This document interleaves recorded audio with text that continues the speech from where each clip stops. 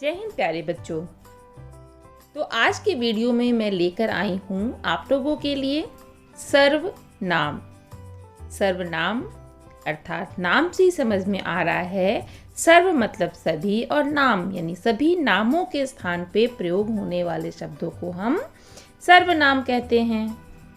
सर्वनाम में कौन कौन से शब्द आते हैं और सर्वनाम की परिभाषा क्या होती है, सर्वनाम को हम किस प्रकार समझ सकते हैं, उसकी जानकारी मैं आपको इस वीडियो में दूंगी। तो चलिए प्रारंभ करें सर्वनाम के बारे में। सर्वनाम के बारे में पढ़ने से पहले या सर्वनाम की जानकारी लेने से पहले मैं चाहती हूँ मैं आपको एक कहानी सुनाऊं। तो चलिए कहानी को मैं पढ़ती हूँ और आप भी उस कहानी को ध्यान से सुनिएगा। एक प्यासा कौवा पानी की तलाश में इधर उधर उड़ रहा था। तभी कौवे को एक घड़ा दिखाई दिया। घड़े में थोड़ा पानी था। कौवे की चोंच पानी तक नहीं पहुंच पा रही थी। तभी कौवे को एक उपाय सूझा। कौवे को कुछ कंकड़ दिखाई दिया। कौवा एक एक करके कंकड़ घड़े में डाल दिया। कंकड़ डालते ही पानी ऊपर आ गया और कौवे ने पानी पीकर कौवे की प्यास बुझाई। ठीक है, अब इस पूरे कहानी में आपने देखा कि किस शब्द का बार बार प्रयोग किया जा रहा है, कौवा और कौवे का। कौवा और कौवे का। तो चलिए अब हम देखते हैं इसी कहानी को एक बार एक नए रूप में पढ़कर। एक प्यासा कौवा पानी की तलाश में इधर उधर उड़ रहा था। तभी उसे एक घड़ा दिखाई दिया। घड़े में थोड़ा पानी था। उसकी चोंच पानी तक नहीं पहुंच पा रही थी। तभी उसे एक उपाय सूझा। कौवे को कुछ कंकड़ दिखाई दिए। उसने एक एक करके कंकड़ घड़े में डाल दिया और कंकड़ डालते ही पानी ऊपर आ गया और उसने अपनी पानी पीकर अपनी प्यास बुझाई। यहाँ पर आपने देखा कौवे, जो पिछले कहानी में जहाँ पे हम लोगों ने बार बार कौवे का प्रयोग किया था, वहीं कौवे के स्थान पे हमने किस शब्द का प्रयोग किया, उसे, उसकी, उसे, उसने, अपनी, उसने इत्यादि। ठीक है, तो आप लोगों ने इस दोनों कहानी में अंतर समझ में आया। जब हम बार बार संज्ञा का प्रयोग करते हैं तो वाक्य कैसा लगता है, कुछ अटपटा सा लगता है। तो वाक्य को सुंदर और प्रभावशाली बनाने के लिए हम लोग संज्ञा के स्थान पे सर्वनाम शब्दों का प्रयोग करते हैं।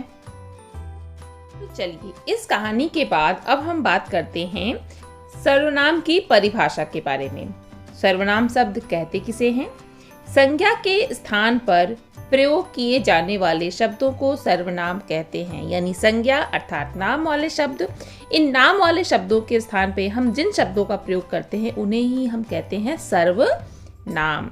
जैसे मैं, तुम, वह, मेरा, यह, कोई, हमें, वे, हमारा, उनका आदि। और भी कई सर्वनाम शब्द हैं जो आपकी पाठ्यपुस्तिका में दिए हुए हैं, आपको उन शब्दों को याद करना है।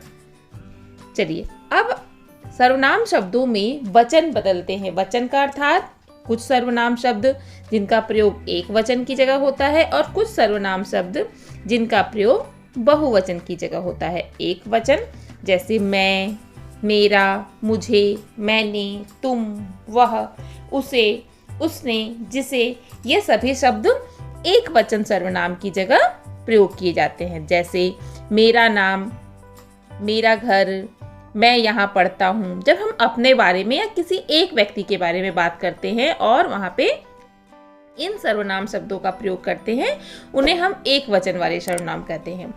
कुछ सर्वनाम जो होते हैं वो बहुवचन के लिए प्रयोग होते हैं, या फिर हम किसी की रिस्पेक्ट के लिए या फिर किसी को आदर के रूप में भी उन शब्दों का प्रयोग करते हैं। जैसे हम का प्रयोग मेरे अलावा और कई लोग होते हैं वहाँ पे हमारा, ये, वे, उन्होंने, किन्हें, जिन्हें, आप, तुम लोग, इन्होंने, हम लोग, उनका आदि।